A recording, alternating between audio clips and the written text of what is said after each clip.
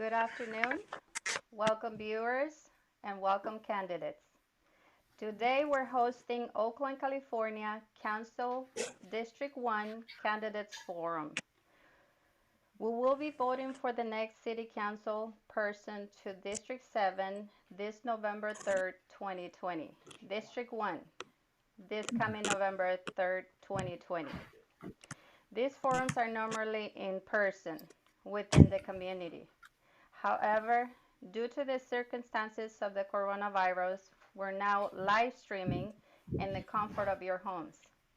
We're giving you the opportunity to reach out to our community and hear our concerns and your answers so we can make the choice on who we will vote for in the best interest of our community. Let's start this forum, ladies and gentlemen. Let us share the rules with you next. Each candidate has 2 minutes to their open statement. Each candidate has 1 minute to answer each question. The time clock is located on the top right-hand corner of your screen. Candidates, begin your open statement, starting with Mr. Trite. Thank you so much, Maria. Thank you for organizing this. It's a great service. My mission as a candidate is to create an Oakland where everyone is loved. And by that, I want everyone to understand that my well-being, our well-being is interconnected. And the way we get there is to create a local government that represents all and inspires engagement.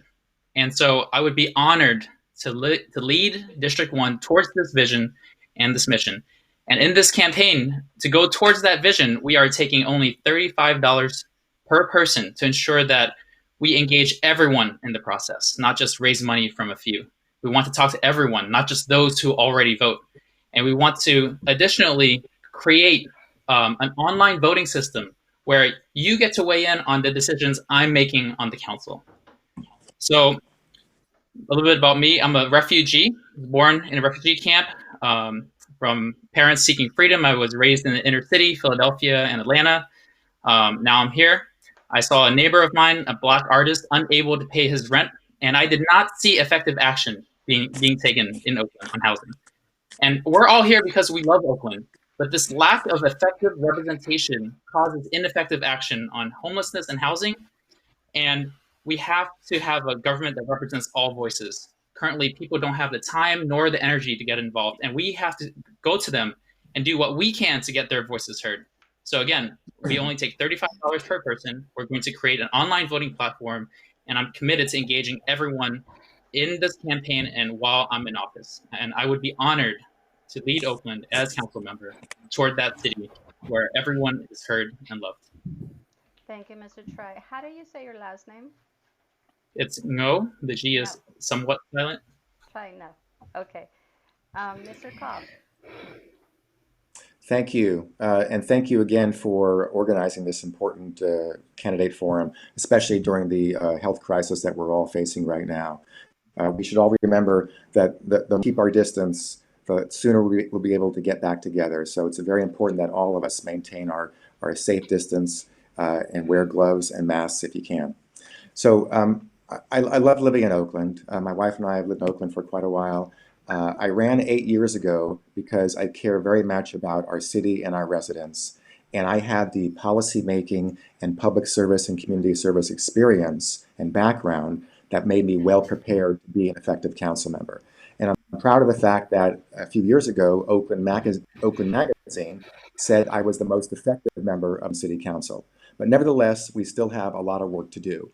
I'm proud that we've accomplished some things, but there's much more to do. For example, I was the lead in securing millions of dollars, literally by now, tens of millions of dollars of additional funds into our Affordable Housing Trust Fund. And that has helped produce or lay the groundwork for producing, and in some cases actually help build new affordable housing projects for the city of Oakland, for Oakland residents. I also took the lead in writing the order to ban the storage of handling and coal. I've been a leader on environmental health and justice issues for quite a long time in my career, and that continued while I've been a city council member.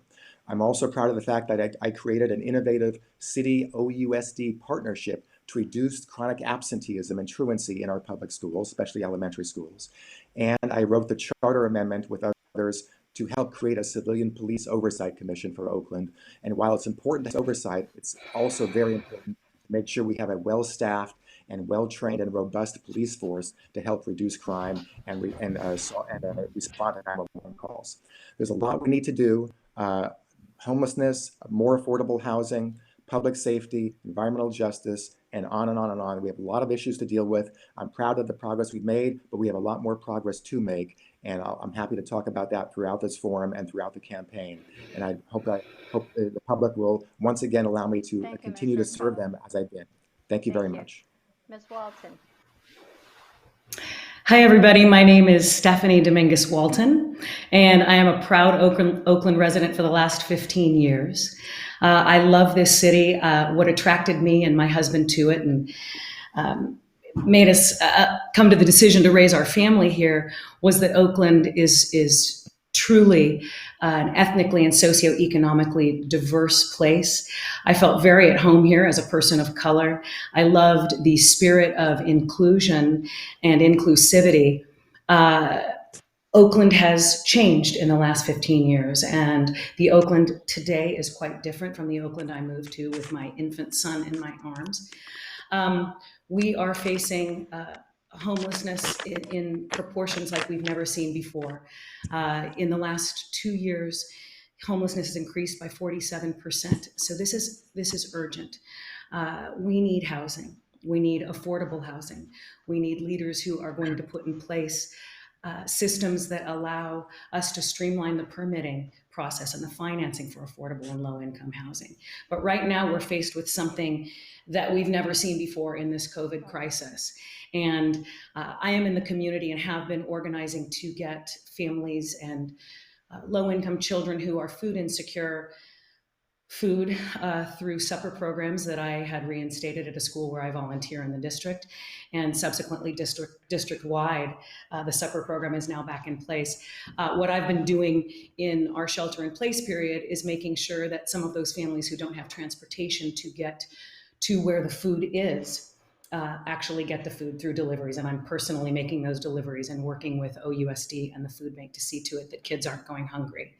I'm also working to make sure that our seniors, who are among the most high-risk people during this time, are able to get access to meals through nonprofit organizations and putting in place relationships where Thank you, Mr. large grocers, grocery providers are able to help fund programs so that nobody goes hungry during this time. I'm also, is that my two? Yeah. Oh, okay. Anyway, I'm sure we'll get to the rest of it, but thank you so much for having me, and it's just a pleasure to be here with you. Thank you so much. Our next question was sent via email, text, or call. This question comes from Mr. Harold Lowe. What is your view on homelessness and litter abatement? As we all know, this is an Oakland issue in every district. We just call it different in each district that we have. Illegal dumping, litter, but it's an issue that we're having right now. Mr. Go, please. Thank you so much. Homelessness is on the rise, as we all know, and yes, some of our streets are dirty. I am committed to a society and Oakland that works for all, and that involves getting everyone engaged. Why is there litter on our streets? We need to understand the cause. We need to understand why people feel it's okay to litter. We need to ask, what is the most obvious solution? Perhaps we can engage the community in cleaning up the litter. Now, on homelessness has been increasing, as Stephanie said, and it doesn't seem to be going away.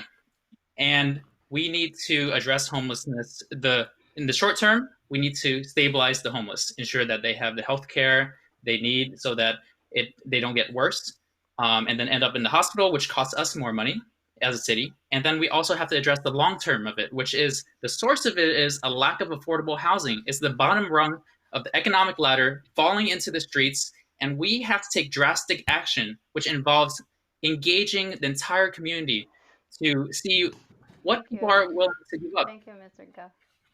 Thank you. Ms. Walton, please. So, as I mentioned in my opening statement, homelessness has increased in Oakland in the last 2 years by 47%. There are at any given day 4,500 people sleeping on our streets. That's just not okay. Housing and homelessness go together. We need to figure out a way to make sure that the in lieu fees for developers who are building housing in Oakland that doesn't have an affordable component, that those fees are actually being processed at the city and put into an affordable housing fund. And we need to make sure that we are working with the state of California to streamline the financing process so that we can get these affordable and low income housing developments built more quickly. If you don't have a home, if you don't have a roof over your head and you are accruing garbage on a daily basis, where else are you going to put it but in the street? So we've got to look Thank you, out Ms. for Walton. our unhoused residents. Thank you. Mr. Kalb. Certainly, homelessness is the most vexing issue we faced here in Oakland and in many cities throughout the state of California and beyond. And that's why we're taking a three-pronged approach that I support, and we need to up that approach big time. It goes in three prongs. First, prevention. I've been a strong and early supporter of our Keep Oakland House program, and even before that program was created, I helped get money into our budget to help keep people in their homes. The most cost-effective thing we could do is to prevent people from becoming homeless in the first place by rental assistance and other measures that and renter protections as well that I've authored. Two, crisis management, and this gets into trash. I and Rebecca Kaplan have led an effort to increase trash pickups at homeless encampments, and that's starting now. It's long overdue. I've been pushing that for a long time. We need to do that. Measure Q has money for additional litter collection as well. I'm proud to have been a supporter of that.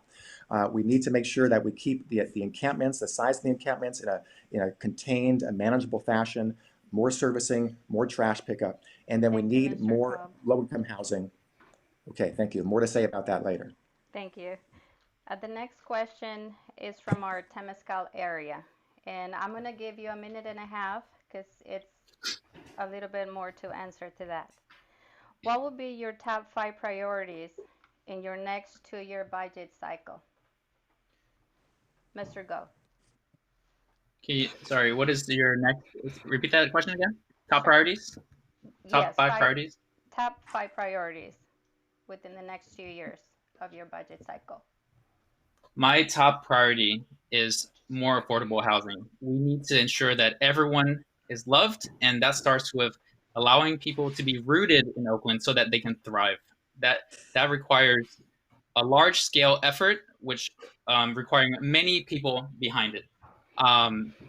Homelessness is on the list. Ensuring people feel safe is on the list. But I want to address something that the other candidates have brought up. You know, plans are one thing. It's okay to have plans. It's good to have plans, but we've had plans and we still see the current situation is not acceptable. We have homelessness that is rising and housing inaffordability.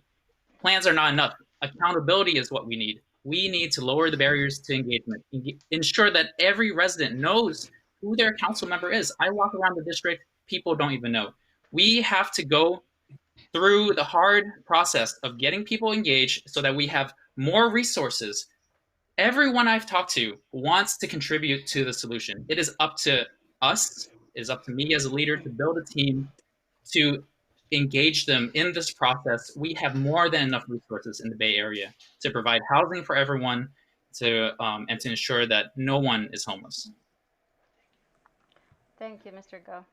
And Mr. Kalb, what are your 5 priorities within the next 2 years of your budget cycle? Thank you. Certainly, public safety and our homelessness and housing challenges have to be the top priority, no question about it. The COVID-19 crisis maybe it has added an additional level of prioritization that we'll have to consider in our budget, no question about that as well. So I want to make sure we have enough police to not only maintain the level of public safety and police service that we have today, but to slowly grow that based on the needs we have in our city and the crime rate that we need to bring down even more. So that's one area. 2, homelessness services. Again, there's prevention, There's short-term crisis management and dealing with the encampments the best we can to improve them and pick up trash and so on. And then there's long-term and permanent housing solutions. We need funding for both services and capital expenditures for all three of those areas. And that's been a priority for me, and that will continue to be a top priority for me. Three, of course, affordable housing. More money we can get into our affordable housing trust fund, the better. I've been a leader in getting literally tens of millions of dollars into that trust fund that is being spent to create more affordable housing. And I would also add, while those are the three top priorities, I would also add that illegal dumping, trash collection, litter collection, litter abatement, those are our top priorities as well. I'm glad we passed Measure Q. That will help with litter abatement. It will help with homeless services. It'll help keep our parks in a manageable fashion as well. We're going to face some serious budget questions in the year ahead. We're starting a recession right now, brought on in large part by the COVID-19 crisis. So we'll have to pick and choose, and those will be my top priorities going forward. I would also add wildfire prevention is very important to make sure we protect our wildland urban interface and that we don't have any big fires in our city. Thank you. Thank you, Mr. Kalb. Ms. Walton. Hi, thanks. So first, we're going to have to try to recover urgently from this COVID-19 crisis. District 1 is filled with restaurants and coffee shops and small businesses, and those merchants, we need to protect them. We need to help them keep their doors open during the crisis, and we need to help them generate jobs moving ahead. I'm deeply focused on providing food security for children and seniors in Oakland. Third, creating and maintaining affordable housing is critical. Fourth, I would like to address the immediate needs of our homeless population, working with the county, working with the state, and hopefully working with the feds to make sure that they're getting the services that they need. This is not just an Oakland problem. We need to work with our colleagues and other entities outside of the city to make sure that homeless folks are getting what they need. And fifth, keeping our communities safe. We need to work with police. We need to work with the police commission to make sure that they're providing adequate oversight of our police department.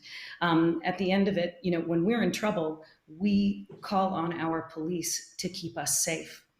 And we need to make sure that the city is providing the basic services to the community where police and fire are concerned. Those are my top 5. Thank you, Ms. Walton. The next question came from Mosswood area. Pertaining to the housing crisis, what communities' equity initiatives are you planning to implement? Mr. Go. Pertaining to the housing crisis, what community equity initiatives am I planning to implement? Yes. Well, I need to learn more about what all of the various community equity initiatives are. However, I do definitely agree with the idea of getting the community involved in affordable housing and in the housing crisis. We've been treating housing in a piecemeal way when it is actually a very holistic problem, not just at the city, but at the state level as well. Many cities around the country are seeing similar problems, and we need a different level, a different vision as to how to tackle it. Many people can't go to council meetings right now. Those are the voices that are currently heard, and everyone is yelling for more affordable housing. And we need to engage the community. We need to see what resources they have available, what they're willing to give up, what they're willing to give in order to build more densely along areas of good transportation. But in summary, the community is an important part of planning. We need to get their buy-in. My power, our power as representatives of the people is proportional only to the number of people we represent. Mr. Kalb, and please let me know if I need to repeat the question again. Yeah, if you could, I appreciate that. Pertaining to the housing crisis, what community equity initiatives are you planning to implement? Well, what we need to do is put more focused emphasis on affordable housing. A number of years ago, we weren't building any new housing in Oakland, and so it made sense to get new housing for all income levels, below market and market rate. Now that we've succeeded in some respects for the market rate, and we've had some additional affordable housing, we need to laser focus on that. And that's why I've spent the past several years getting more money into our Affordable Housing Trust Fund by laws and budget items that I put forward and have successfully passed into law. I'm very proud of that. I've also been the leader on the council years in establishing more renter protections. The problems with displacement are mostly happen to our renters because of the weak laws we used to have.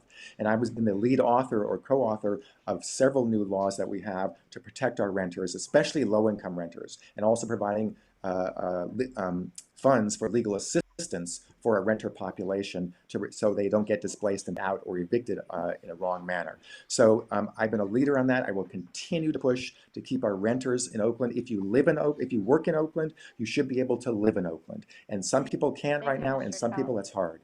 So I'm going to focus on that. Thank you. We are having an overwhelming amount of questions coming in from our constituents. We might even have to do another forum just to let you know. Ms. Walton, we'll be here. So with regards to looking after our the communities in the Mosswood area and District 1 and all over Oakland, quite frankly, we need more housing. We need more workforce. We need more affordable, and we need more low-income housing. It needs to be built more quickly. The housing funds and the tens of $millions in the housing funds are great, but let's get those developments permitted, and let's also get that state aid streamlined and that financing streamlined so that we can get those buildings put up more quickly. No one should be displaced. If new housing is being built, existing housing should not be demolished. We need to look out for and protect communities who are being displaced as a result of COVID-19.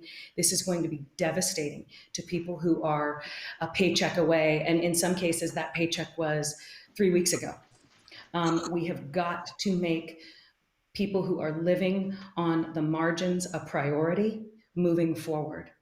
And that includes people in the Mosswood area and all over the city of Oakland. Thank you, Ms. Walton. We have a constituent on the line, Dave Peterson, that would like to ask a question. Hey, Dave. Board of both a community grocery store and a large nonprofit. Peters, no son. Peters. Sorry. Can you hear me? Yes. Can you start your question all over again, please? Yes, I will. My name is David Peters. By way of background, my family has been here since 1950. We are multi-generation landlords. I sit on the board of both a nonprofit, both a local community grocery store and a very large nonprofit housing developer. So I'm well acquainted with many of the issues that you're speaking about. And I welcome all of you who I consider to be relatively new to Oakland. My question is both particularly for the existing council member, and Dan, I appreciate the conversations that we had and your attendance at community events. I also have seen you, Stephanie, at an event and appreciate your dialogue as well. And I look forward to meeting you, sir.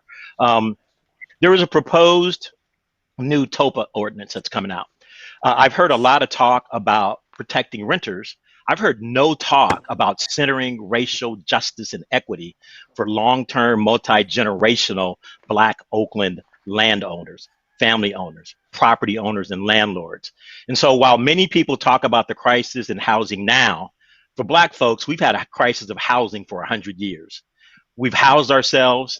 We've done business with ourselves, and the current regulatory environment, particularly around measures X and Y, have made it much more difficult for Black elders to continue to operate their property successfully.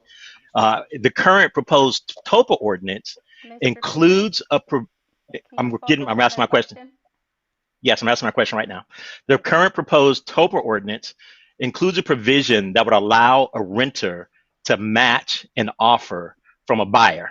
So my Black mother, who inherited rental property from my grandfather would be forced to sell her property to a white buyer instead of a black buyer, a white renter, her white renter instead of a black buyer, simply because that renter matched the price, therefore taking our beloved family legacy of my grandfather from black hands to white hands. How is this just? And do you support this racist neo-colonial ordinance?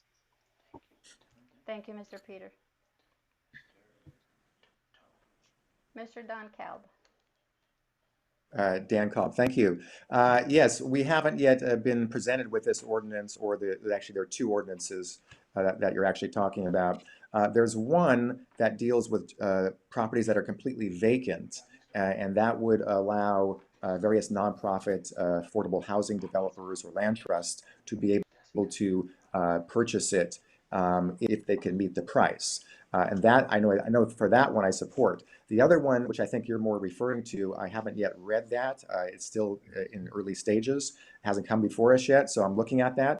But I do feel very strongly that we need to make sure that the people who live here are still able to live here. And the renters are the ones who have been the most subjected to displacement for a variety of means. I'm not complaining about anything in particular, but a whole range of things. And so we need to make sure that we focus on making sure those renters, especially ones who work here, are able to live here and not being pushed out. At the same time, we want to make sure that people who are homeowners or property owners of one sort or another can still stay where they want to live. If a property owner wants to sell their home, they could do that. If they don't want to sell their home, they should be able to stay where they want to stay. So we want people who still want to stay in Oakland to be able to stay in Oakland no matter who they are. In terms of that specific ordinance, it's still being worked on. I'm going to look at it very carefully, but I do like the general idea renters would have an opportunity to purchase if they've lived for a long time, if they're able to afford it. The challenge is having the money to afford it. We need to have programs and support for our lower income renters so they could stay in Oakland and have protections for them. Measure X was okay, good. And we gave Mr. Kalb a minute and 30 seconds to answer this question, so I will give you the same time. Mr. Trey? Yes, thank you. Peter, I hear your frustration, and I know the history of the Black community. I mean, I don't know, but I know a little bit about the history of the Black community in Oakland. It was over half of the population, and now it's around in the 20 percentile. And yeah, it angers me. It doesn't make sense to me as a man of color why there are these correlations between economics and race. And I struggle with that, and that is, I would be lying if it wasn't one of my motivations for running for office, to not have to walk through the streets and see that the majority of the homeless are Black. Why is that happening? And so I hear your anger, and I hear your concern that, okay, now TOPA was created to prevent displacement, but here it is displacing your grandmother. Yeah, that's not right. And I don't have all the answers regarding these specific policies, but I will make sure that everyone in Oakland is loved, and I will make sure that everyone who is already here in Oakland can stay. Everyone who has invested in the community can stay, and I want to ensure that your grandmother can participate in the political process, that her voice is heard, not just those who can attend council meetings. That's too much. That is way too high a bar. We actually don't even have a spreadsheet that says how council members voted, and I'm creating it. Ms. Walton, you have a minute Hi, and 30 thanks. seconds also. Thank you. Dave, it's good to see you, and I hear what you're saying. Addressing TOPA, it didn't work well in Washington, D.C., and we have not seen a draft of what the ordinance would look like yet in Oakland, as Councilmember Kalb just mentioned. The idea of offering the ability to purchase a unit that you live in to a renter is an awesome thing. I don't know that many renters in Oakland right now have the means to buy multi-unit commercial buildings in the city. So I'm curious to see how that's going to play out. I do worry that TOPA will disproportionately negatively affect people like your grandmother, Dave. A lot of the mom and pop, so to speak, single family property owners in the city, or duplex or triplex owner occupied owners, might find themselves in a situation where they need to sell quickly. If a parent is aging and needs help, or medical bills are mounting and they need a way to pay for these things. I'm not certain, but I feel that TOPA, if we're following the DC model, might slow that down and might put a person who is in need of selling a property quickly in worse circumstances. So I'm curious to see what the ordinance is going to look like.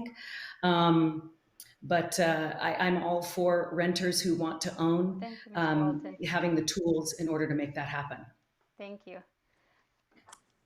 It's exciting. We're being overwhelmed with questions from Facebook and YouTube. So we're gonna try to not to miss anybody's questions, but we will probably need, like I said, another forum pretty soon to address all the residents' questions. Now we have another constituent on the line. His name is Dennis, or sorry if I said it wrong, O'Leary. O'Leary. O'Leary. Thanks. Sorry Thanks, about everybody. that. And yeah, Topa's for later, but obviously that is basically it's a big land grab. But once you start reading the ordinances, and I've read the Richmond ordinance, the Berkeley ordinance, and DC front to back, it's a beast. However, I'm calling because I'm just distressed by what I consider to be a lack of concern for property owners in Oakland. And it was pretty bad pre-COVID, but I think it's pretty blatant now. Here's my question to all of you. What is your position on offering direct assistance in cash assistance to tenants that really need it, that versus just willy-nilly skipping out on rent, which is what I'm experiencing now? Mr. Cobb, would you like to answer that? Sure. The question, I believe, was offering direct financial assistance to renters who need it the most, in contrast to something broader, I guess. So listen, if we have the money, or the feds or the county or the state have money set aside, or as the feds are trying to do, set aside some money to help those who need it the most, I'm all for that. If there's money in our city budget, which doesn't look like there is, but we should go into our reserve to consider that, if we could provide assistance to those who are most in need, at risk of being displaced, then we should do that. And in fact, that's what our Keep Oakland House program is largely all about. And that is mostly privately financed, although we do supplement that with some public money. So I fully support that. We don't need to give big handouts, or even any handouts, to people who are upper middle class or upper class. No one's planning on doing that, as far as I could tell. But those who are most at risk should get some assistance in some fashion. I'm also proud of the fact that I was one of the authors of our eviction moratorium, because we don't want people kicked out onto the street and creating an even larger homelessness crisis during this public health emergency. Thank you, Mr. Cobb. Mr. Section Go? 7 of the moratorium allows tenants to leave and never have to pay the rent, right? Oh, sorry, someone's saying something. One To answer the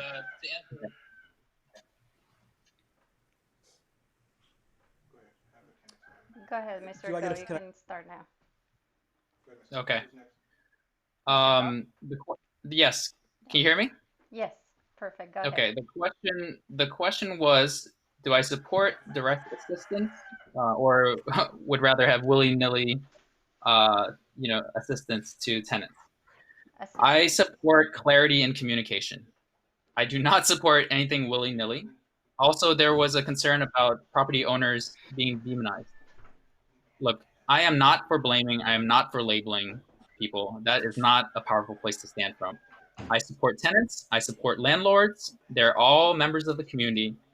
And I think actually direct assistance in a very creative way would increase transparency, which would enable the community to hold our leaders accountable. And when we increase transparency, we encourage people to contribute more to the solution. And so maybe we don't even need to go through the government. Maybe the community could directly subsidize some tenants if they need help. Maybe this month they need a couple, help paying the rent. Let's get them through that so that they don't end up on the streets and homeless. So I'm all for community engagement. I think there's Thank you, plenty of resources in the thank you, community, Mr. and Go. we need to engage people in the solution. Thank you. Mr. O'Leary, Yes. can you May please I? repeat Oh, the question? I don't think can you clarify it so they can get you the right answer? Yeah, thank you very much. There's probably a delay here. Just to summarize, obviously we want to help everybody. I've got a duplex and I've got tenants, and I'd be happy to help them. What it stands right now is the Section 7 of the moratorium, Dan, that you supported, technically allows a tenant to walk away without paying rent. And you know that there are rent strike. The nonprofits right now are out there incentivizing rent strikes. Why don't we just offer people that really need it, really need it, assistance to help them pay the rent, keep everybody whole. Don't let the thing fall apart and then try to put it back together again. And that's what I think you're doing, and I think it's really misguided. It's going to really create some civil unrest in Oakland, and I'm not sure what your angle is, but it seems pretty obvious. So that's my question. Why don't we just give people that need it, take the money from your land trust, and give it to them? Mr. may I Kalb, answer? I, go ahead, Mr. Walton. Okay, so the eviction moratorium is not a long-term solution. It's something that was put in place under duress, and people who don't have jobs have no means of paying their rent. But the responsibility cannot fall on the property owner for the long term. This is a federal crisis. It demands federal response. I'm not an expert on Oakland's previous budgets. However, it doesn't look like the money is there for the city to come to the relief of the tenants currently. You mentioned the land trust. That's something that we can certainly explore, but this is a federal crisis and it demands a federal response. And, this is only going to get worse. While we are sheltered in place, we're only 4 weeks into this. We have got to figure out a way to work with the federal government to make sure people are getting what they need. And Dennis, to your point, this cannot all fall on your shoulders. And renters need to be protected. So that's my 2 cents. Thank you, Ms. Walton. And because this question was directly addressed to Mr. Kalb, I'm going to give you another minute to address the question. Yeah, I want to just respond. So nothing in this law says that renters are forgiven and they never have to pay back the rent. There are regulations being put together now that's going to tell us over how many months they would have to pay back their back rent. We want to make sure that there isn't a sudden effective rent increase once this crisis is over, and all of a sudden they can't pay the back rent right away and they get kicked out. That happened, but eventually they will have to do that. And the city is not supporting any rent strike. I haven't heard about that. So I think it's important that we realize that rental property owners, which is a subset of overall property owners, of course, are facing challenges as well. But we have to make sure that people are not displaced in the short term and are also not displaced in the long term, while still being obligated to pay their rent as anybody would have to do. But right now we have a crisis, and this crisis is not going to be over immediately, and we're going to be in a recession time even after the immediate health crisis is over. And so we have a lot of work to do, and it's going to be some sacrifice for some people and for our own city budget as well. We're going to have a lot of challenges to face, but we have to make sure that we don't have massive displacement because of the recession, and that's what I'm going to focus on. Thank you, Mr. Kalb. Now we have a question that just came in, and my team is going to read it for you. In your opinion, what percentage of low and very low income housing, once again, in your opinion, what percentage of low and very low income housing should be built in District 1? What percentage do you think should be equitable for District 1 to help share the load? Can I ask a clarifying question as to what that means? could I just add, does that mean like the overall, the total affordable housing built in Oakland, you're asking approximately what percentage should be built in District 1? Is that the question? This came over on text, so I'm reading exactly what it says. Let me read it Okay. one more time. One more time. Thank you. In your opinion, I'm reading verbatim. In your opinion, what percentage of low and very low income housing should be built in District 1? Question mark. What percentage do you think should be equitable for District 1 to help share the load, I guess, across the whole city? Yeah. Okay, thank you. Mr. Kalb, would you like to go first? Sure, sure. Well, the easy answer is 1/7. I mean, we have 7 districts of the city, 7 council districts.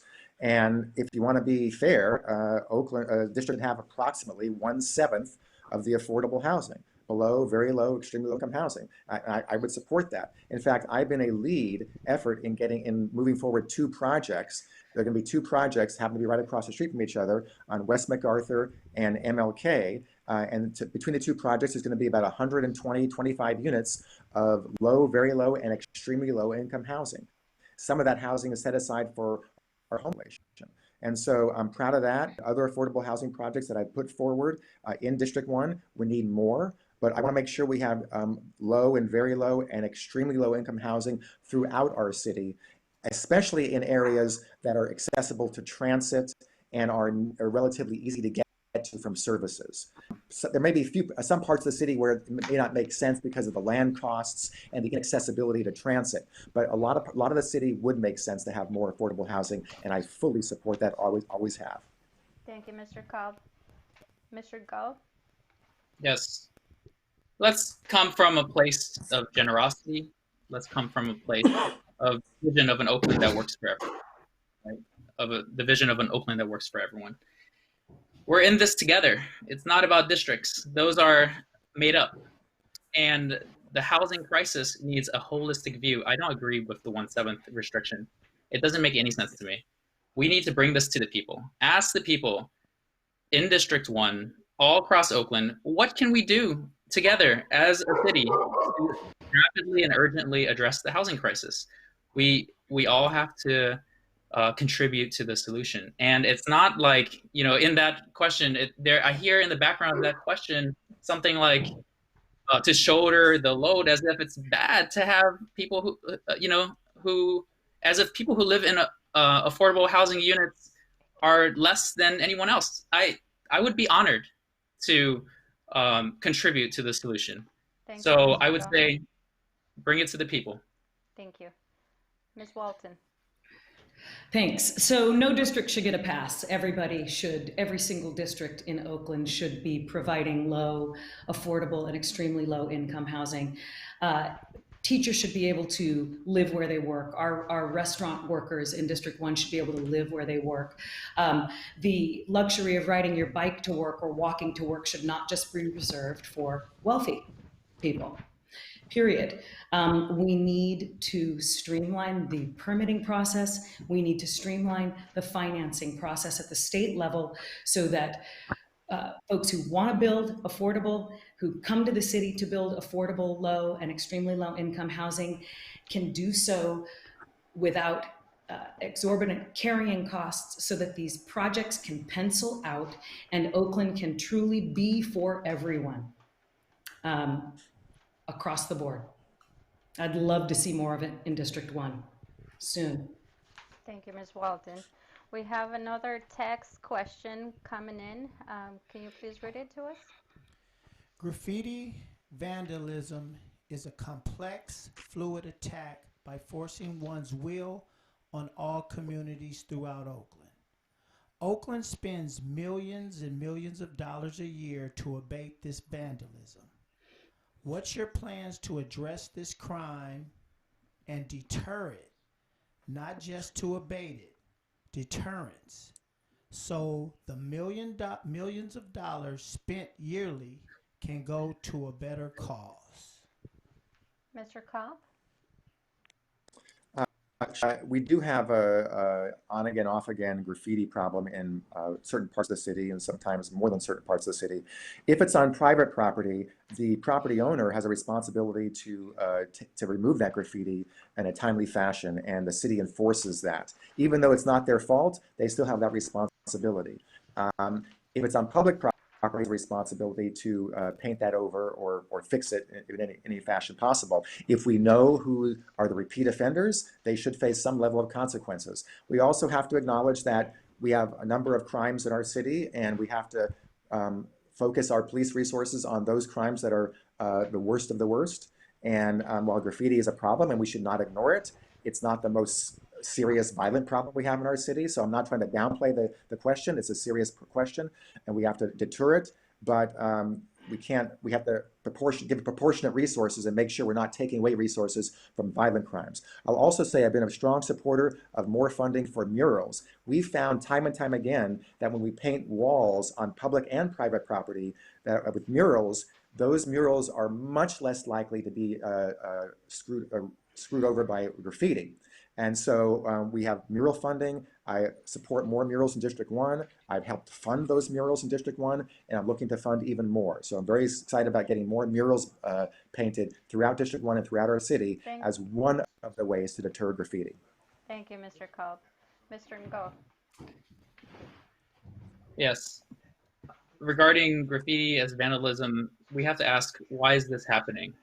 Again, not labeling people as just criminals, but asking from their viewpoint, why are they doing it? Is it because they actually want to destroy home values, or maybe it's just an act of expression? And so I want to echo what Dan said. I agree. We need to give more places for expression of all types to occur.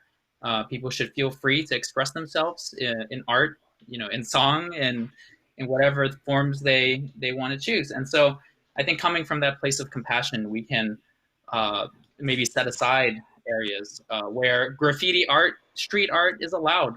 I honestly think, when it's done tastefully, looks beautiful. And we need to communicate more clearly what areas are allowed and what areas aren't. Thank you. Ms. Walton. Yeah, community policing and empowering residents is a powerful thing. And if someone's property is vandalized on a repeat basis, it's a violation. But when you bring people together to, as Dan just said, they have to pay for it themselves to clean it up. But if people are coming together to do community policing and create their own oversight in their neighborhoods, it makes them safer. Something that has worked for the car break-ins that we're seeing in District 1 all over the district. The police have suggested that we should put motion censored lights in front of our homes, and that it is actually proven to decrease the car break-ins. Maybe something like that. If the community can come together and business owners can come together to fund something like that, we might see graffiti in the form of vandalism decrease. Thank you, Ms. Walton.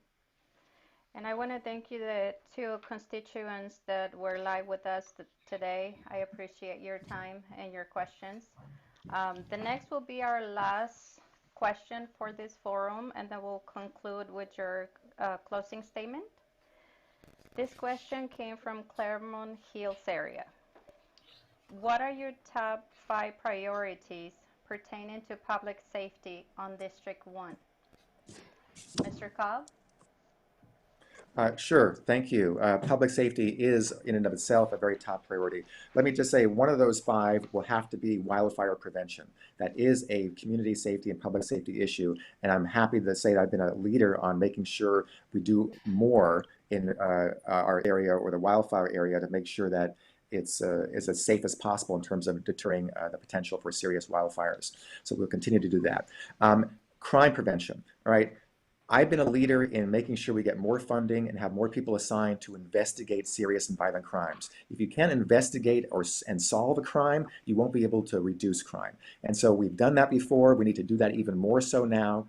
And so more investigators involved in investigating serious and violent crime. Community policing. We need to make sure that we have police officers who are visible. People feel a sense of safety, and there's more deterrence involved if our officers are patrolling more and being visible. Responding to 911 calls. Not only do we need to reduce wait times on the 911 system, which we've made some progress on, more to do, but we need to make sure that the officers in a serious situation can come out and get to those calls and deal with those situations in a timely fashion. So better response time, 911 improvements, investigating serious and violent crimes, and also overall crime. We have a Department of Violence Prevention, Oakland Unite programs. These are effective programs. We need to fund them even more and work on violence prevention in addition to a robust police force. It's not one or the other, it's both. So you have to have police officers and violence prevention programs if you seriously want about reducing crime. And that's something I supported in the past and will continue to support forward. Thank you, Mr. Kalb. Ms. Walton. Yeah, in order to reduce crime, we're going to need to have a relationship with the police department. They are who we call first when we are feeling we're in danger. And I have a relationship with the police department. I am developing a relationship with the police commission because the police commission provides valuable oversight to make sure that the police are doing their jobs correctly. I've received numerous calls from merchants in our area already who have been victims to repeated crimes, and I've put them together with our District 1 captain to address some of these repeated issues. People need to feel safe. They need to feel that they're being heard and that they're being responded to in a timely fashion and that a meaningful response is taking place. So I think that starts with relationships, and I've got it. Thank you, Ms. Walton. Mr. Go. Yes. The responsibility of the OPD is to ensure the safety of our residents. We have a new chief. I want to let her know that that is her responsibility, and I want to hear from her what that means to her, what specific actions she plans on taking. Safety, that is the responsibility, and if they're not doing all they can to accomplish that, then they're not in integrity with their responsibility. Safety is a concern for everyone, those in the hills and those in the flats. Those in the hills are concerned about home break-ins. Those in the flats are concerned about police brutality. That's still safety. We need to ensure the safety of our citizens. There's a lack of trust with the community on the entire community of District 1 with respect to the OPD. We need to restore that trust. We need to make sure that the OPD has the resources it needs to accomplish its mission. Dan has proposed, more police academies, but the truth is, we're training them and they're leaving.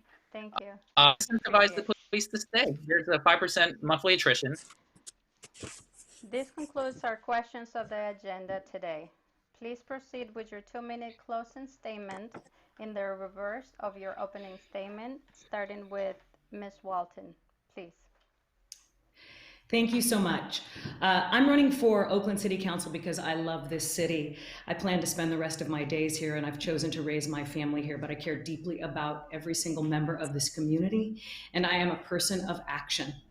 I will call you back, I will collaborate with you, and I will be responsive in ways that work for everyone here in District 1 and all of Oakland.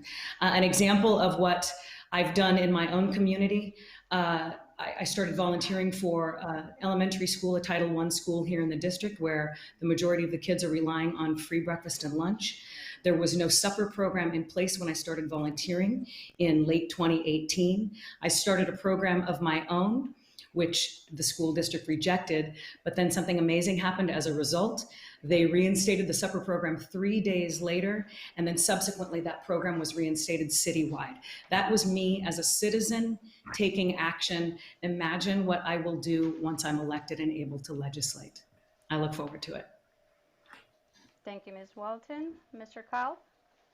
Yeah, first let me say that I have a very strong relationship with our police officers, our police captain, our police commanders, and I meet with them on a regular basis to troubleshoot the problems we're having in North Oakland throughout the district.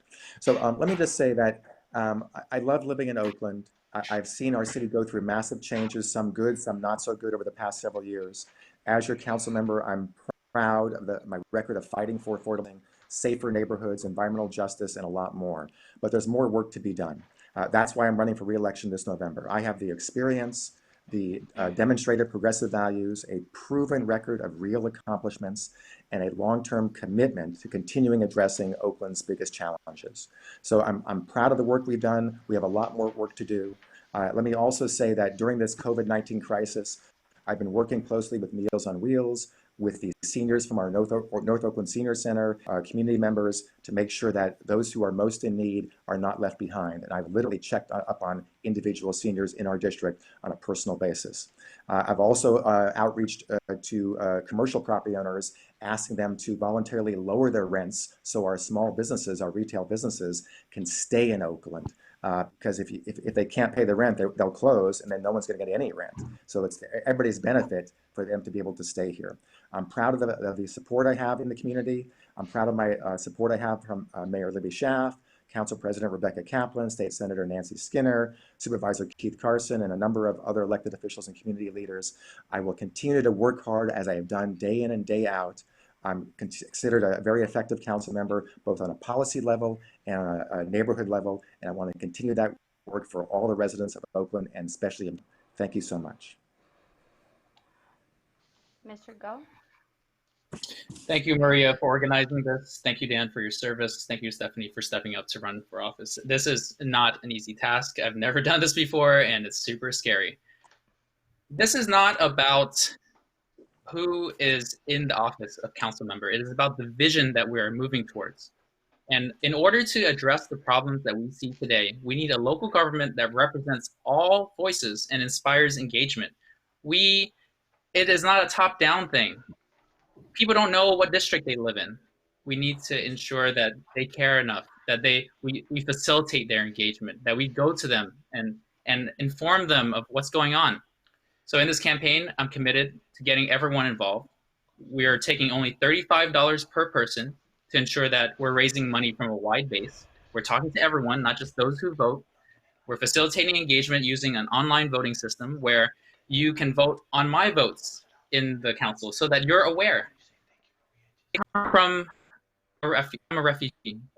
You know, I was on the border of Thailand and Cambodia from parents seeking freedom. And I'm committed to an Oakland where we are all free and are all loved. And we're all here today because we love Oakland. And that lack of representation in local government is causing ineffective action on homelessness and housing. And we can't afford to wait any longer on this. We can't afford to be swapping out one person for another. We have to look at what is the root cause. The root cause is lack of representation. I would be honored to lead Oakland towards this vision of universal representation and to create an Oakland where everyone is loved and everyone is heard. Thank you, Mr. Go. We want to thank everyone for your virtual attendance to this forum. It was very successful and very informative. Today you were able to hear from the candidates. So take what you heard today, because you will be making a decision on November 3rd, 2020 on who will be the next council member that will represent you. Please tune in to Tumbletweed Media and subscribe to our YouTube channel for more information and upcoming live streaming and events, because this is where the grassroots begin. Stay safe, stay blessed. We are in this together. Till next time, thank you. Thank you.